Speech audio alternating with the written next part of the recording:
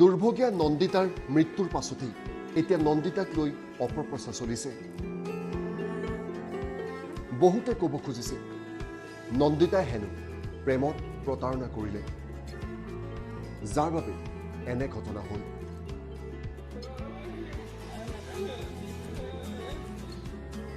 ৰিন্তু শৰ্মাৰ আচল চৰিত্ৰৰ কথা গম পাই নিজৰ মুক্তি বিচাৰিছিল নন্দিতাই। লাহে লাহে ৰিন্তুৰ কাষৰ পৰা নন্দিতা আঁতৰি আহিছিল।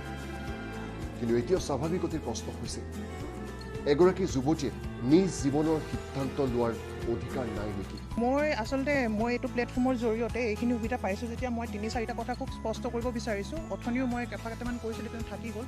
প্ৰথমতে নন্দিতা শইকীয়ানো কোন সেয়া অসমৰ মানুহে জনাটো খুব প্ৰয়োজনীয়। তেওঁ অতি দৰিদ্ৰ পৰিয়ালৰ পৰা তেওঁ এখন জন্ম হৈছিল আৰু তেওঁ ইয়াতে পঢ়ি খুব ভাল ৰিজাল্ট কৰিছে।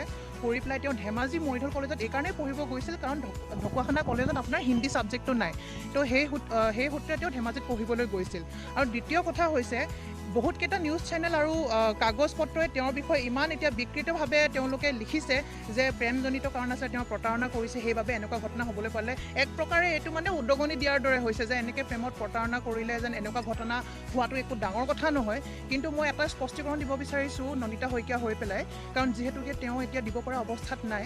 মানুহৰ ভাল পোৱা হয়ে কেতিয়াবা প্ৰতাৰণাৰ বুলি নহয়, তেওঁ ভাল পাইছিলে হয়, আৰু ভাল পোৱা অৱস্থাত কোনোবাই কিবা উপহাৰ দিয়ে সেই কথাটোও হয়। সেই উপহাৰ দিয়া কথাবোৰকে এতিয়া খুচৰি তেওঁলোকে বাতৰিত যিভাৱে বিকৃতভাৱে এতিয়া উলিয়াইছে, খুব বেয়া কাম কৰিছে।